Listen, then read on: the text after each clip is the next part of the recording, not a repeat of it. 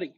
TLD here again, and today we're going to talk about something very important to selling on Amazon or to selling online anywhere.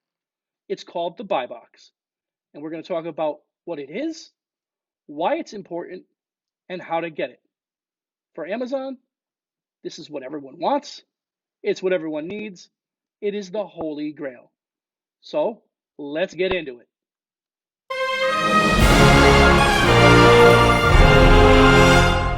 Right over here on the right-hand side is what's called the buy box. Now, first, it's important to know that 85% of all sales that happen on the Amazon platform are purchased through the buy box, which is this area over here.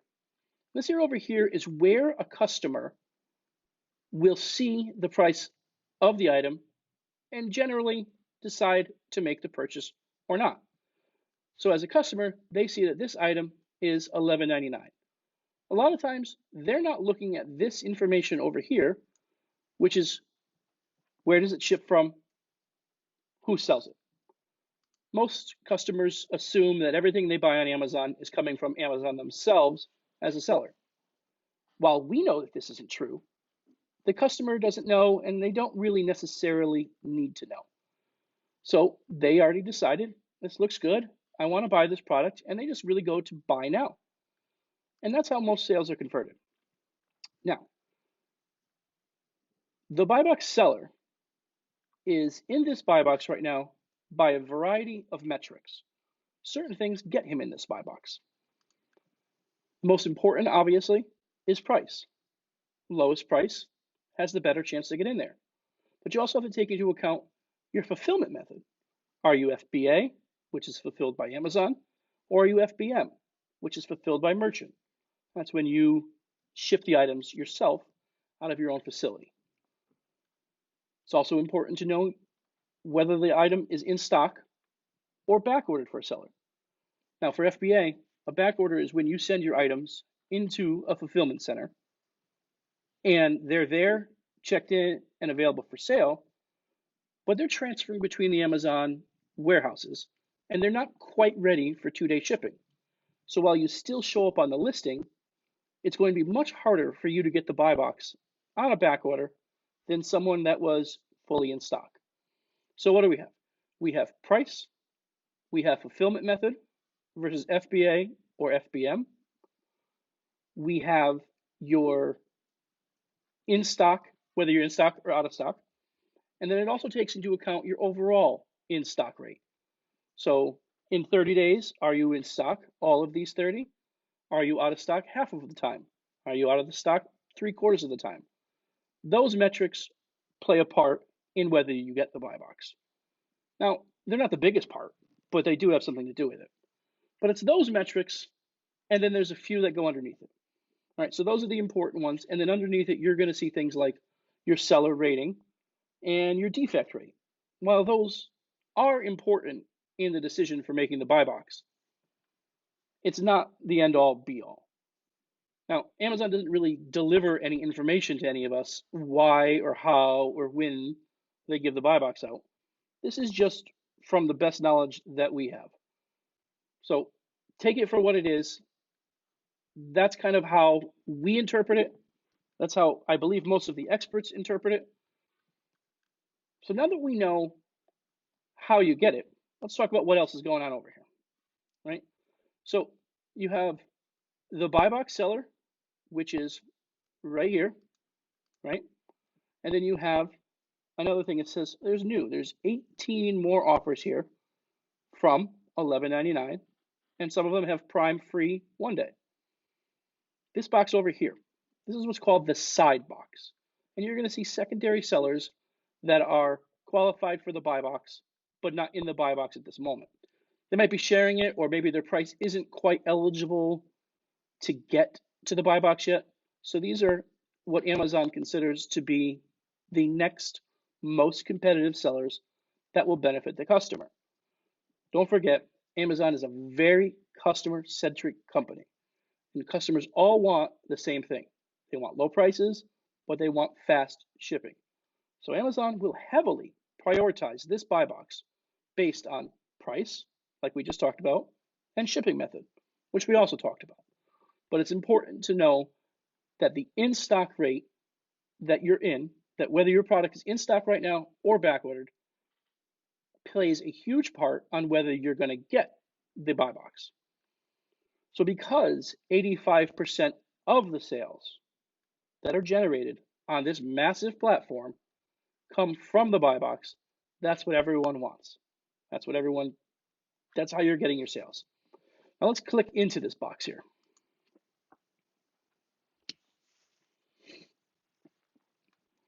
I'm going to go through it. This is the person up here. This person up top is the person that's in the buy box. And then you'll see a variety of other sellers that are here.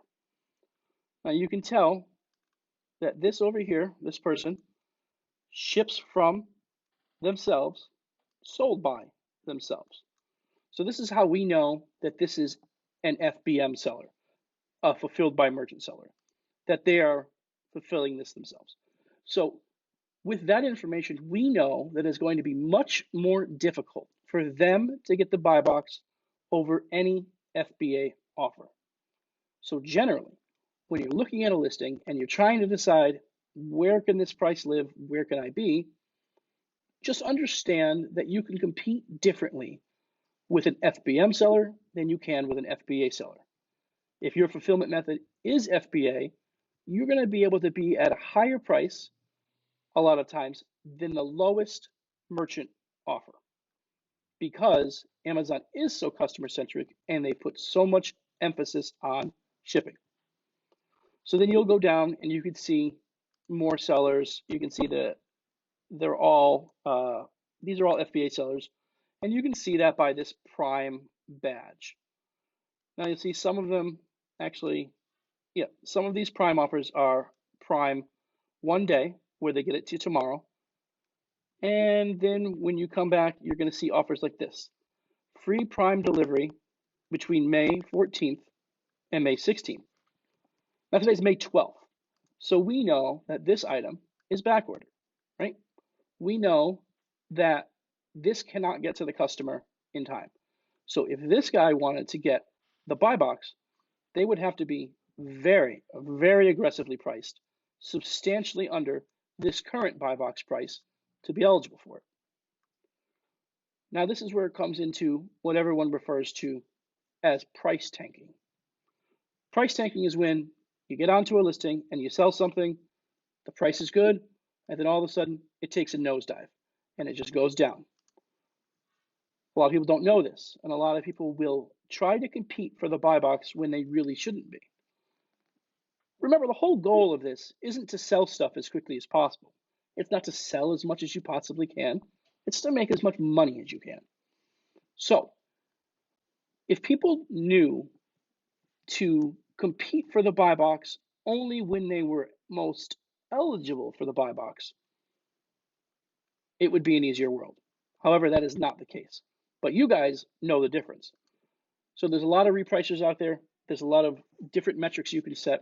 We have our repricer set to when we are on back order, we go up to our ceiling price, because we don't want to have to be as aggressive as we need to be to get that buy box. We would be sacrificing our margins for really no good reason. So before you start getting upset that you're not getting the buy box, make sure that you're fully in stock. You have fillable quantity at a warehouse, and you're priced properly. Now, sometimes you're going to come across a page like this. Now, as you can notice, there's something very much missing on this. This is what's called a suppressed buy box, where there is no buy box. Amazon does this for a variety of reasons, but the biggest reason is pricing. Sometimes their metrics, their bots, determine that your price is too high to be competitive. And they usually do that if they find this product for sale on another website, like Walmart or something. They see that Walmart is selling this for $1, but you're priced at $7. They don't believe that that's a competitive price, so they don't want to display that price in their marketplace. So while they still allow you to sell it, they're not allowing you to sell it in a visible buy box. So this creates a few different problems. First of all, I think it's a bad customer experience. I think it's a bad look. And I don't think it's fair for Amazon to compare our price as a third-party seller to the price that something Walmart or themselves are able to sell, because we have to pay, of course, FBA fees. We have to pay referral fees. We have a lot that goes into that. So we can't sell something for $1, but that's really not the point right now. The point right now is this buy box is suppressed. And let's click in there and see what we got. So we're seeing a bunch of FBA offers here. We're seeing ship by Amazon, ship by Amazon, ship by Amazon. And then this is a merchant seller over here. So all of these people are selling this item, but nobody is getting the buy box. Now I'm sure that there is a magical number that you could get down to that would unsuppress this buy box and allow you to sell it, but I would venture a very good guess that that price would make you lose money, and quickly. So why is the buy box so important? We've gone over. We know that that's where 85% of the sales on this platform are. We know when to compete for the buy box and when not to. We compete for the buy box when we're fulfillable, when we have quantity, and when we are priced properly. But this is where a lot of new sellers go wrong. This is where we went wrong. We learned this lesson the hard way a long time ago, and it's a very important one. The object of the game is to not have the buy box the majority of the time. If you have the buy box the majority of the time, and there are several other sellers on the listing, what's going to happen? They're going to see that you're in the buy box, and they're going to say, I need to get in the buy box. Well, what's the most important metric, assuming all things are created equal, and you have an FBA offer versus an FBA offer? The common denominator here will be price, right? So if you're dominating this buy box and another seller is stuck with inventory, they're going to want to sell their product. So what are they going to do? They're going to drop their price below yours, perhaps below your floor price, which is the lowest price that your repricer is willing to set at. And they're going to keep doing that and doing that. And then another one will do that, because we all need to sell. We all need to sell our stuff. You're very rarely going to be the only person on a listing selling something. Sometimes you are, and it's great when that happens. But a lot of times, there's going to be other sellers on it. So you need to get what we call your fair share of the buy box. You need to understand, we all need to understand, it was tough for us, that you don't need it 100% of the time. Yes, you can get it 100% of the time, but if you share this buy box, it allows the price to be more stable. That's where a very good repricer will come in, and that's when we'll talk about FeedVisor and why it's so great and why it's above all other products. But for right now, we're just going to focus on the concept of how important it is that you want to preserve your profit margins, your actual profit number. Nobody cares how many times you sell something in a day or in a month. You sell it 1,000 times, you sell it 10,000 times. If you're not making any money, you're not making any money. So the objective is to make profit. So we use everything that we have in our toolkit to be profitable, right? We want to make sure that we source well. We want to make sure that we're buying the right amount of product. We want to go wide and not deep, which means put your money into 10 different small things instead of one big thing. And we do that so you don't get burned with a lot of inventory. You don't get stuck with something, or if something happens, it reduces your risk. So